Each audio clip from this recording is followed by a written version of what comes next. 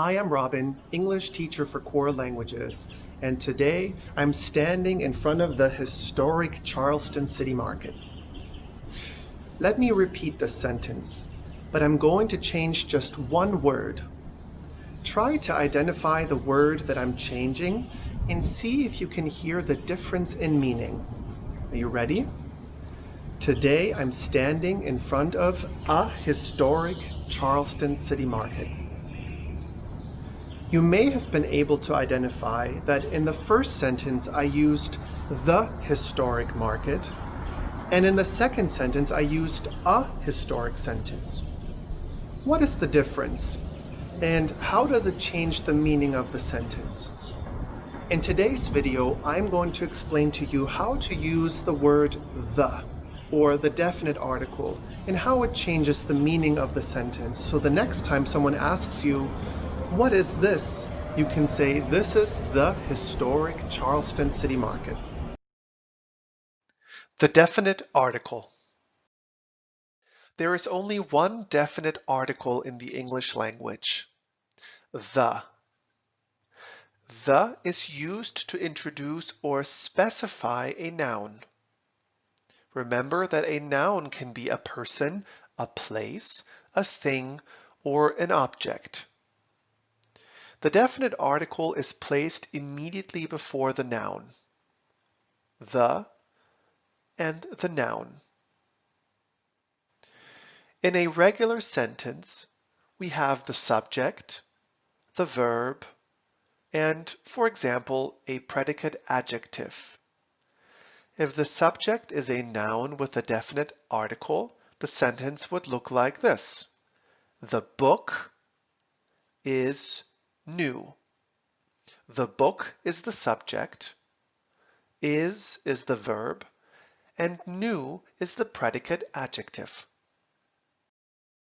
When using the definite article, we need to pay attention to the pronunciation.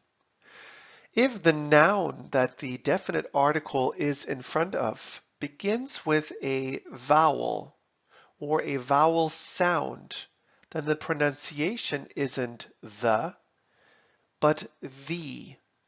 For example, the apple is sweet. Apple begins with a vowel, so we say the apple. Or the NBA is great. The NBA begins with the letter N, but the vowel sound E. The NBA. So we need to say the. The definite article is placed before the noun, but it isn't always correct to use it. Here are examples of when it is correct to use the definite article. For example, we use the definite article for parts of the body. For example, the ball hit her on the head. We also use the definite article when we refer to things that are specific in nature or things that we have talked about before. For example, the kids' rooms are messy. We also use the definite article when we refer to a species or whole class of something. For example, the lion is a dangerous animal. We also use the definite article for names of rivers, oceans, seas, islands, and mountains. For example, they vacation in the Bahamas. We also use the definite article for public institutions, newspapers, or magazines. For example, the New York Times is highly respected. We also use the definite article for countable and non-countable nouns. For example, the water is too hot. Water is a non-countable noun. Let's look at examples of sentences that use the definite article with parts of the body. For example, arm. The cat scratches the boy on the arm. Foot. The rock hits me in the foot. Head. The branch hits her in the head. Leg. The mosquito bites him in the leg. Finger. The thorn pricks her in the finger. Here are sentences that talk about whole species or classes. For example, the bald eagle. The bald eagle is an American symbol. The British. The British speak a different dialect of English. The rose. The rose is a symbol of love. Here are examples of sentences that talk about specific bodies of water, islands, or mountains. For example, Pacific Ocean. The Pacific Ocean is off the west coast. Virgin Islands. The Virgin Islands are near Puerto Rico.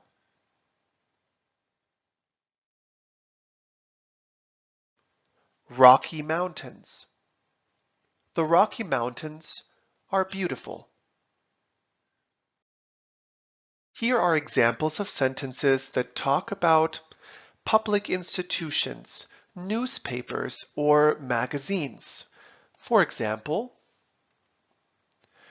Washington Post. The Washington Post is a newspaper. New Yorker. The New Yorker is a weekly magazine. Art Institute. The Art Institute of Chicago has a large collection. There are also instances when it would not be correct to use the definite article or any article. For example, we do not use the definite article when referring to languages. For example, French is a beautiful language.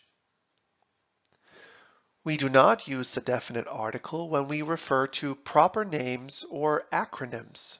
For example, California is a big state. California is the name of the state, so we do not use the. NATO is a big organization. NATO is the acronym of the name of the organization, so we do not use the. We do not use the definite article when referring to things in general. For example, puppies are cute. This is a general statement. We can make the sentence, the puppies are cute, if we are referring to a specific group of puppies. We do not use the definite article when referring to non-countable nouns. For example, food is necessary to live. When we talk about locations, such as streets or countries, we do not use the definite article. For example, I am at home. Are you going to school? We do not use the definite article when talking about sports. For example, baseball is a favorite pastime.